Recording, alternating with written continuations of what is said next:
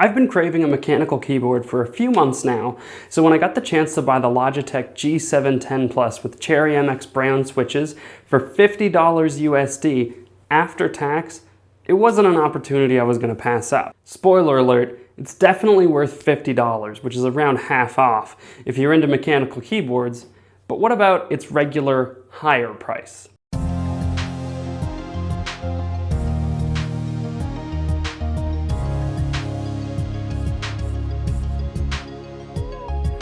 While regular price of about $80 plus tax might seem like a lot for a keyboard, those familiar with mechanical keyboards will know that it's actually a fairly low-end price point.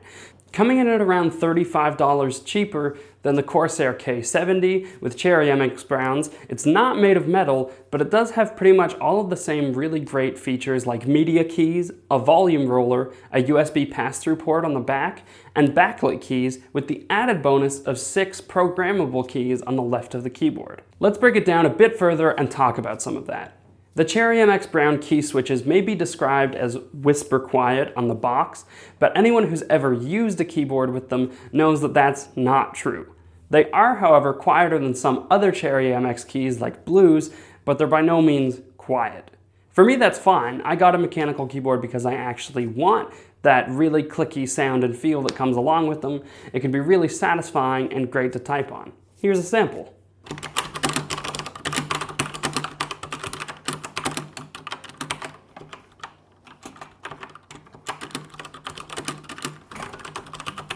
As far as key travel, there's lots, and it takes a pretty light touch to put them down.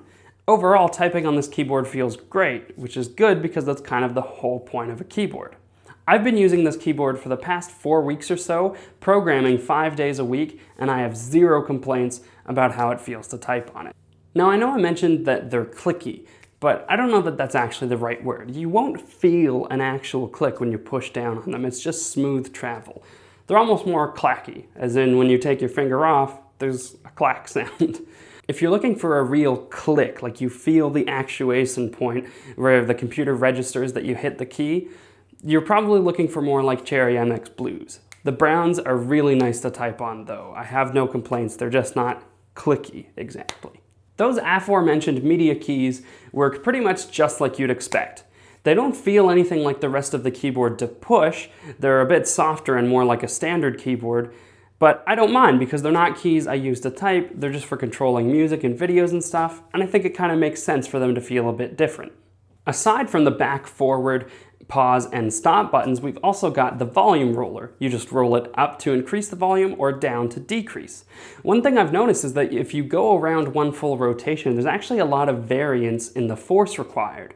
At one point it moves freely and then the resistance goes up and you've got to push harder.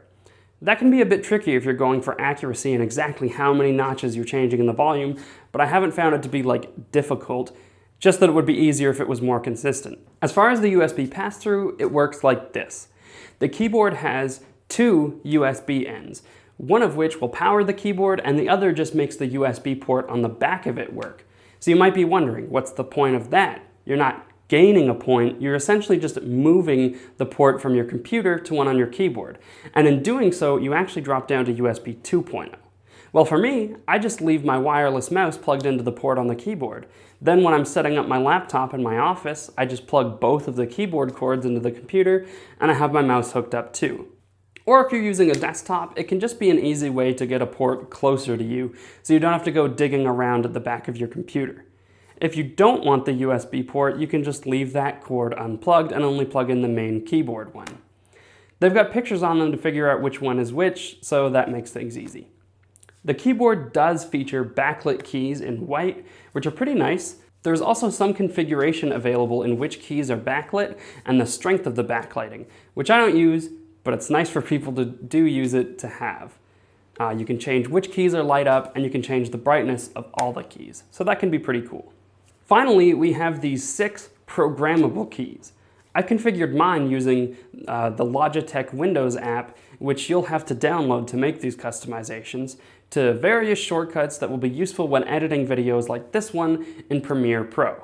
You can also use these keys at the top of the keyboard to change profiles and reprogram the keys again. You could, for example, set up one profile to be useful in Premiere Pro and profile 2 to be useful in Visual Studio, and so on. This is really cool and a nice touch. The only complaint I have about these is that I often accidentally hit the top one when I'm going for the escape key and the bottom one when I'm going for the control key, but I guess that's what I get for not paying enough attention, and that's what the undo button is for. So all in all, what's my verdict on this keyboard? It's pretty great. It's made of plastic rather than metal, but it still feels solid. I like that they've included cool features like programmable keys and backlighting, as well as other more common amenities like a palm rest and flip-out feet to angle the keyboard. It feels great and it sounds nice and clicky to type on. And it comes in at a really solid price point. The volume roller could be a bit better and the USB port could be 3.1, and it could be made out of metal or have RGB. Although there are other models with different backlight colors and different Cherry MX variations you can look at.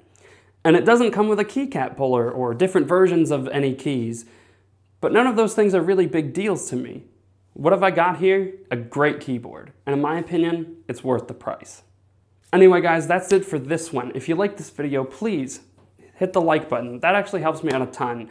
If you love it and you're not already subscribed, please subscribe and hit that bell to get a notification whenever I post. You can follow me online on Facebook, Twitter, Twitch, and Instagram at the links in the description, and you can get links to buy this keyboard with my affiliate code or buy other great stuff in the description below. Thank you very much for watching, and I'll catch you in the next one.